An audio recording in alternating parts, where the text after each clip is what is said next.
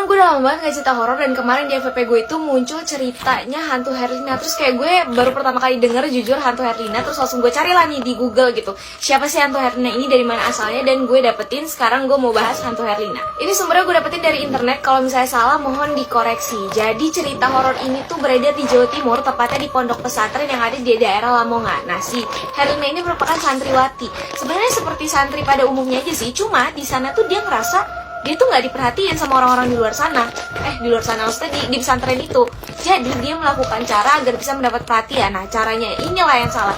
Dia malah mengambil batu akik dari kiai yang mengajar di pesantren tersebut. Nah, si Herlina ini tertangkap basah oleh santri lainnya. Jadi pas melakukan pencurian dia lagi basah gitu. Jadi pas ditangkap dia lagi basah-basah, enggak dong. Maksudnya dia pas lagi nyuri langsung ketahuan sama santri lain, terus diaduin lah ke kiai yang punya cincin akik ini, dan akhirnya dihukum sesuai dengan peraturan yang ada di pesantren tersebut.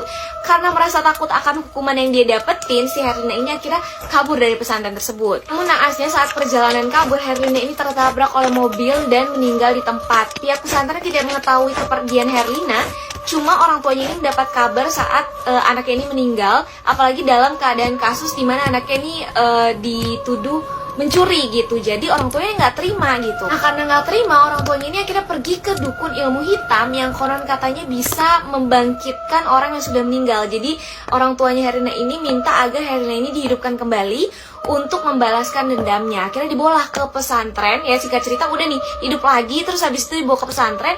Nah, pihak pesantren ini kan tadi kan nggak tahu kan kalau misalnya si Herlina ini kabur. Jadi pihak pesantren juga nggak tahu kalau sebenarnya Herlina itu sudah meninggal. Dan yang datang situ adalah arwahnya Herlina yang gue nggak ngerti, dia nggak paham, pokoknya berwujud Herlina, padahal Herlina udah meninggal. Dan akhirnya kasus pencurian itu kan ditutup dan pihak pesantren ini menerima kembali Herlina.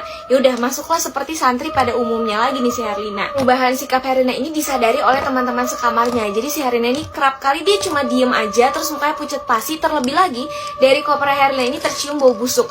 Nah, pada saat si Herlina lagi nggak ada di kamarnya, dibukalah sama teman-teman sekamarnya untuk melihat isi kopernya tersebut, karena bau bet bangke gitu kan. Pas dibuka ternyata adalah darah yang berbau busuk dan berbaunya tuh menyengat banget. Kaget dong teman-temannya. Konon katanya saat menghidupkan kembali Herlina itu ada syarat di mana nanti si Herlina ini akan menjadi hantu penyedot darah. Nah, karena pada suatu malam ini pernah ada kejadian pada malam Jumat Kliwon, ini si Herlina minta ditemenin sama pengurus pesantren untuk ke kamar mandi. Tapi udah 2 jam di kamar mandi, ini si Herlina nggak keluar-keluar. Pas dipanggil juga nggak nyaut-nyaut. Akhirnya curiga dong. Akhirnya didobrakkan pintu kamar mandi itu, dan ternyata mereka terkejut karena yang mereka dapatkan itu bukan Herlina, melainkan sesosok wanita bertaring yang sedang menyedot darah.